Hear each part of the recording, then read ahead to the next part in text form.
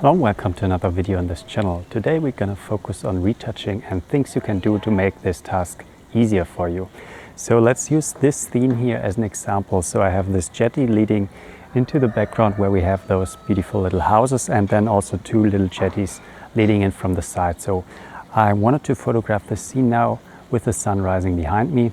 Fortunately I have no clouds, but that's not part of this topic. We want to talk about retouching. So what would I want to retouch here? So what you see down here beneath this jetty, there's a white pipe running. And this is a distracting element, at least for my eyes, something my eye jumps to immediately. You also have a similar one on this jetty. So the first thing about retouching is if you compose such a scene and you see something that is distracting, that you don't like, can you change the perspective or the standpoint, the viewpoint a bit to remove the need for retouching something later on.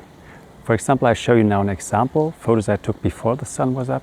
So the first set with the pipes and then, for example, moving the camera a bit closer. So maybe excluding those jetties leading in from the side, which would remove the need to clone out this pipe later on because it would no longer be in the frame. So that's one thing you can think about, and for some themes this might already be the solution, because when you do this, when you change your composition, you might also think that, oh yeah, maybe this is even a better composition. Well, in this case for me it didn't work. I wanted those jetties. So after asking the first question, can I remove the need for this retouching? Can I change the perspective in a way to no longer see this element? Can I maybe change it in a way to make the retouching easier? So for example, the first photo I now show you, there's something which would make removing this pipe quite difficult, because on this right side the pipe directly merges kind of with the jetty. So this line, retouching it wouldn't be so easy. So what I can do, if I move the camera a bit farther away or go a little deeper, I can create a fine separation between the pipe and the jetty. And this fine separation will later make it easier to retouch, because I don't need to worry about this edge, because getting an edge right with retouching is sometimes very difficult, because you have to think about, okay, how is this edge? Is it a sharp edge? Or you really have to work on the details, and I find it hard to do so. So that's something you can do. Second thing, just think about how can you make the retouching easier without changing your composition, which you want too much. Now the third thing, and that's also very important, you should know what's possible. So what you can do with your software, what are your capabilities with retouching, and that's a lot of things you can learn there, improve your workflow. And when you know this, then you will also know when you shoot a scene, when you compose a scene, what you need to do to make it possible. So for example, knowing that we have here this water, which has some fine structure, but it's not a too detailed structure, it's kind of random. So retouching this pipe, and I'll show you later, no worries, will not be too hard, because I can work with those random patterns. What I can also know is, okay, the pipe on this side, I don't have so much to work with, but there's some symmetry to the scene. So I could just take some of the reflection from this side, put it on the other side to make the retouching easier. And to support this approach, just take a few photos. So as I said, it's a random pattern. I take several photos. The water will look different in each photo. So I also get this randomness. If I just copy from this side to this side, I can take it from another frame. So it will look more realistic and you won't see that I copied from the same frame over. So that's also something, and something to think about. You can sometimes mirror certain elements from one side of the image to the other. So really those three parts. First, trying to remove the need for retouching at all. Second, making slight changes to your composition which make the retouching easier. And third, very important, knowing where are your limits, what's possible, also the limits of your software, and then you can confidently take your photos in the way you want. Okay, now that's the part in the field. We'll now have a look at the photos and I show you the retouching I did for this photo. So I'm now here in my jungle office, which you might hear in the background. Here's the photo which I brought into Photoshop. It's this photo we're gonna start working on. It's the blended photo, so there was some exposure blending for the background and then some focus stacking, which gave me this starting material. And you see here what I was talking about. Here's the pipe on the left side, together with this one, which is kind of distracting. Same goes for this pipe here. In the background you also have some pipes, but those are very small and don't really catch my eye when I look at the picture. But let's first have a look at this gap, which I created by moving the camera a little lower. So the separation between this part of the jetty and the item I want to remove.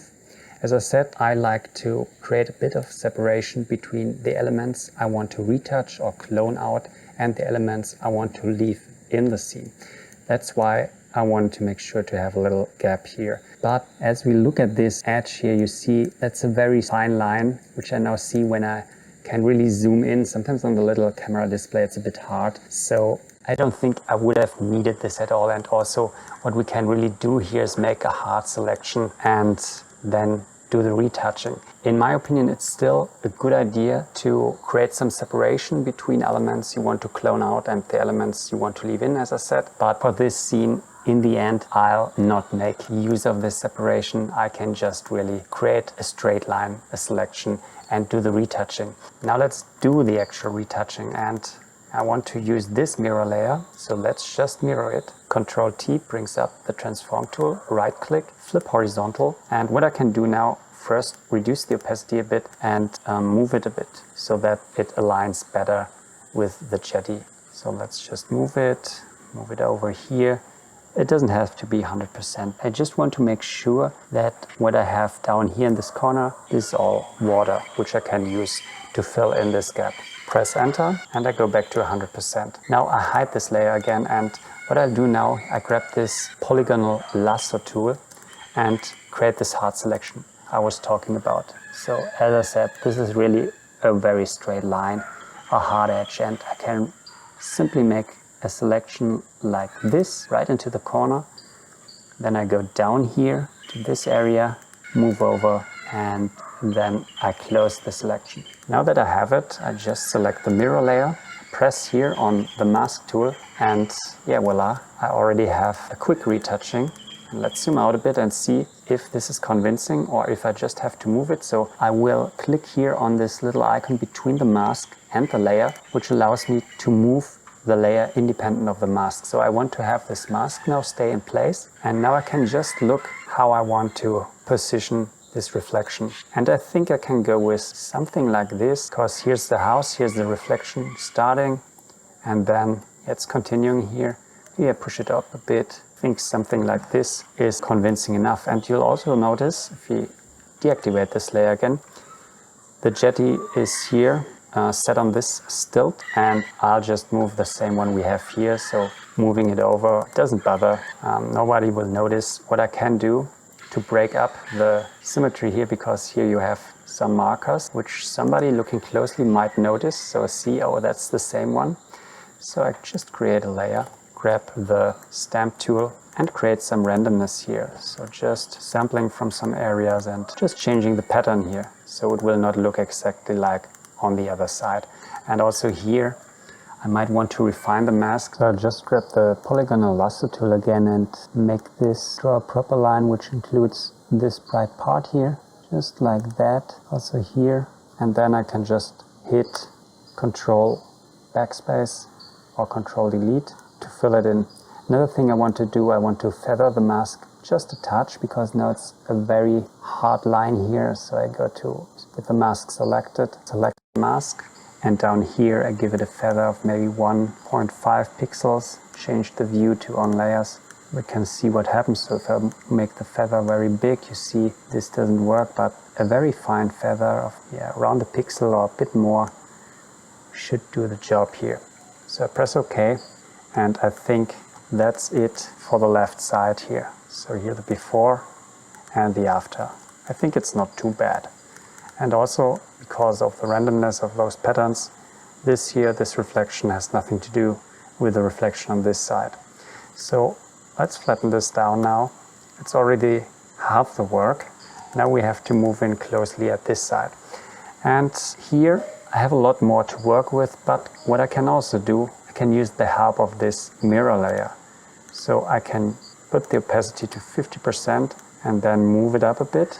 So basically moving the pipe from the mirror layer out of the way and have just water where the pipe is, which I want to clone out, and can also move this over a bit. Yeah, in the end, this will not work 100%. I will also do, or have to do some cloning. So let's just move it up, go back to 100%, put a black mask on the layer, and now I just grab a brush, a white brush, make it a bit harder. And by the way, if you're wondering about the shortcuts I'm using, I have a video on that, which I'll link below, so you can just watch it. There are some nice shortcuts in Photoshop which you can use to make switching the size of the brush and the hardness of the brush very easy. And here you see how easy I can remove this pipe by using the mirror layer, which contains a different pattern. Here I have to be a bit careful, so what I'll do, I use a fairly hard brush and just draw up here. And you see here's the problem. Let's move over our reflection, our mirror layer a bit, to move the stilt out of the way. Okay, now let's continue drawing. Down here I want to make it a little smoother again. Also here, fill up the gaps, here smooth it out. And I think this is already giving me a good start. What I now need to do is, first of all, also fill up the area on this side, but then I'm gonna have to move in and do some real cloning after all. So I can't get everything done with this layer. I think I got a good start, removed large chunks of this pipe already, but yeah, there's some leftovers also here, where I now again have to create a new clone layer. And I'm not gonna show you the whole workflow, but just show you what I want to do now. What I will do here, sample something here from the bottom, 100%, and bring it up. Also down here, I might just sample something here, bring it up, draw over, and draw up here. Here I created some repetition. Let's break it up, sampling from this side. So basically creating some randomness, but really just bringing up structures from the bottom of that stilt and drawing upwards. And same, you can sample something here from the top, draw downwards. So it's really a back and forth now. You can also draw like this and try to get this whole thing cleaned up. This is really a bit tedious work, so we made it easier. So that's the thing which we already noticed in the field. How can we make the retouching easier? So use those reflections and everything, which remove a lot of work. But now for the end, it's really okay knowing what you're capable of doing with your software. And yeah, I know it's possible now to clean this up. It's a bit of work now. Also, I need to make sure to keep some randomness and not have such repetitions here. This takes definitely longer than what we did with mirroring, but I'll now show you the final result. And I'm sure if you wouldn't have seen it before, you wouldn't notice that there was a pipe. Now, as a little recap and also to close off this video, I want to give you 3 more examples. So first of all, how can you avoid retouching? And a good example would be in woodland photography. I now show you an image which I captured, I think, 1.5 years ago. And in this photo, I had to make sure to not have any twigs or little branches intrude the frame from the side. And what I often do for woodland photos in the field, if there are just some little twigs which I see creeping in from the side, I just remove them right away. So it's always good to zoom in while you're in the field and yeah, kind of check the corners. And sometimes if it's just a small thing, you can remove it without disturbing nature too much. Now the second example is how I could make the retouching easier. And the photo I now show you was taken in Morocco, and it shows me sitting on a dune. And yeah, typically you would see footprints leading to the location where I'm sitting. And yeah, retouching those would have been a bit of a hassle. So what I did, I just took a photo before I ever went there. So a clean photo without any footprints. Then I took a photo with a timer. I walked there, yeah, sat down, got the photo, and I didn't have to retouch. Retouching was just overlaying both layers using a mask to remove the footprints. Yeah, and finally, the thing is, how much you can do with retouching, so basically knowing what's possible. And here I show you a photo which I took in Costa Rica. It shows the Rio Agrio waterfall, which you might know from a previous video. And this waterfall that had actually a big sign saying Catarata Rio Agrio on the side, and I didn't find a perspective which excluded it. So while I was in the field, I already knew, zooming in on the scene, looking at the textures of the rocks and everything, that it wouldn't be too bad to retouch it later. And I now show you the before and after, because for this image it's better to see the direct comparison.